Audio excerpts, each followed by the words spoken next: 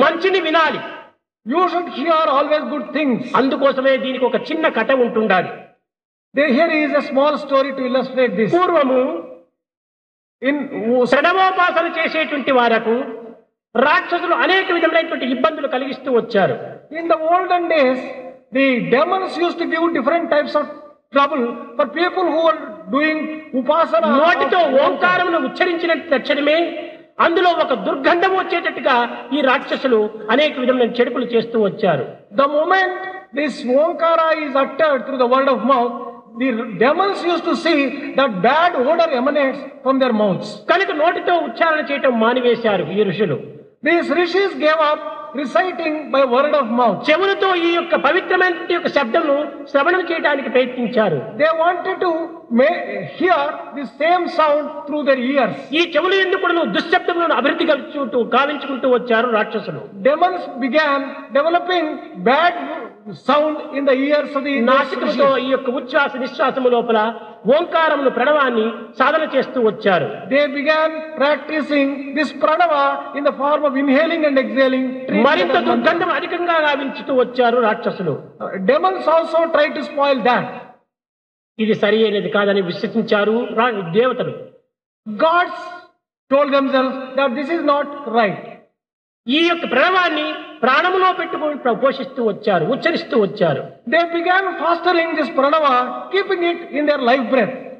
కానీ రాక్షసులు అంగముల వరకు ప్రవేశించవచ్చునే కానీ ప్రాణం వరకు ప్రవేశించేటువంటి అధికారం లేదు. Demons have the power to go up to the limbs of the body. They cannot go up to the life principle in them. అప్పుడు దీనికి వీరు ఏ విధమైనటువంటి యొక్క బాధలను కూడా కలిగించలేకపోయారు రాక్షసులు. Then demons failed in their efforts to cause any harm and disturbance. ఆనాటి నుండి ఋషులు దేవతలంతా కూడాను ఈ ప్రణవాన్ని ప్రాణంతో సమానంగా ప్రాణములో పెట్టుకొని సాధనలు సలుపుతూ వచ్చారు. అదే ప్రణవోపాసన. The gods and the rishis of those days fostered this pranava in their prana, in their life principle, and this is the pranavopasana.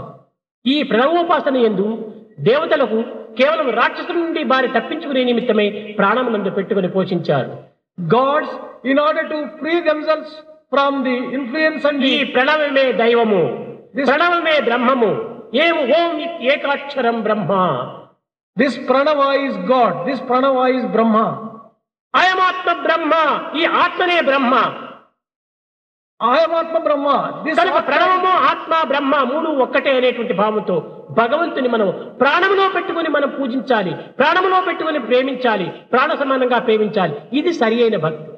We should recognize the truth that Om, Atma and Brahma are one and the same, and we should keep this in our prana, in our life itself, and foster it and develop it. Sairam బయటట్టు మాత్రం సాయిరాం, లోపల దొంగరాం. ఎక్కడ ఉంది Sairam? Externally and physically you say Sairam, but internally you do not have such sacred. నిజముగా సాయిరాం అనేటువంటి హృదయ నాడం నుంచి కూడా ప్రారంభం కావాలి. That word Sairam should come from the core of the heart.